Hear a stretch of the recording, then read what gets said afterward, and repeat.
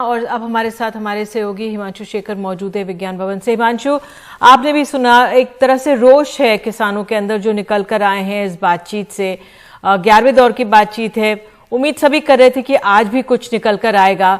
आपके साथ भी किसान नेता मौजूद हैं, क्या कहना है इनका?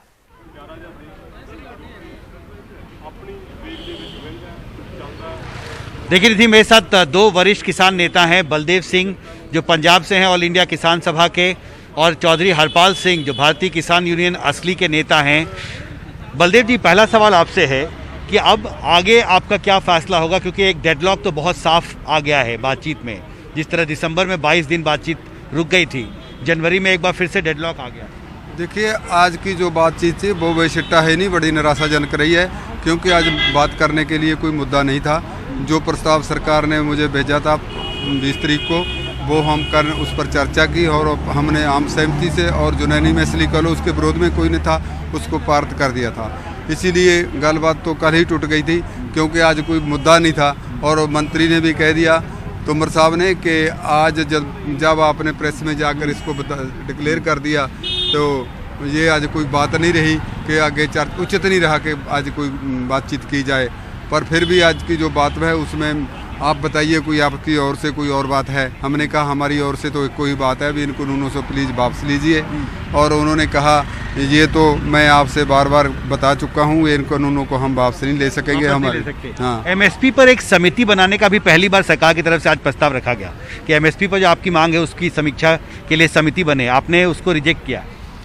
हमने एमएसपी पर समिति को पूरी तरह खारिज किया है।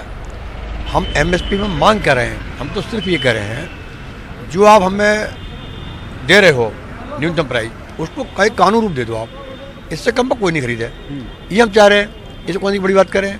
और यही बात 2011 में मुख्यमंत्री नरेंद्र मोदी ने मनमोहन सिंह चिट्ठी लिखी थी, बाकायदे वो चिट्ठी आई वायरल उत्तर प्रदेश के अंदर, और स्वयं ये कहा था कि मनमोहन सिंह जी जब तक आप किसानों को एमएसपी पर खरीद की गारंटी कानून नहीं देंगे, इसे कानून रूप नहीं देंगे, जैसा किसान तबाह हो जाएगा।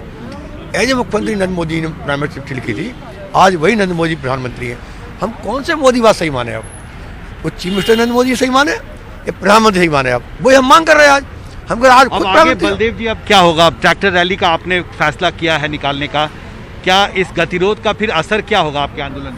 देखिए, काल को उन्होंने फिर भी प्रस्ताव हमारे आगे रखा है, वो उस पर वो कहते चर्चा करो, हमने इसे थोड़ा आगे बढ़ाया है, पर उस पर चर्चा होगी। मैं नहीं समझता उसमें कल को कोई निर्णय हम कर पाएंगे इसी पर, क्योंकि जो 2 साल का हो 3 साल का हो ये फिर भी लागू होगा, इसको जितना तक रिपील नहीं किया जाएगा वो हमारा खेड़ा नहीं छोड़ेगा। इसलिए ये तो बात है। अब बात है दिल्ली की, दिल्ली 26 जनवरी की। 26 जनवरी के बारे में हम सरकार को बता दिया और देश को स्पष्ट कर दिया है और दिल्ली की जनता को स्पष्ट कर दिया कि जो हमारा दिल्ली में जो परेड होगा अवश्य होगा और शांतिपूर्ण होगा, और किसी भी सरकारी धरोहर को, संपत्ति को हमारा नुकसान करने का कोई इरादा ही नहीं, बल्कि करेंगे नहीं। और दूसरे ठीक है बलदेव जी।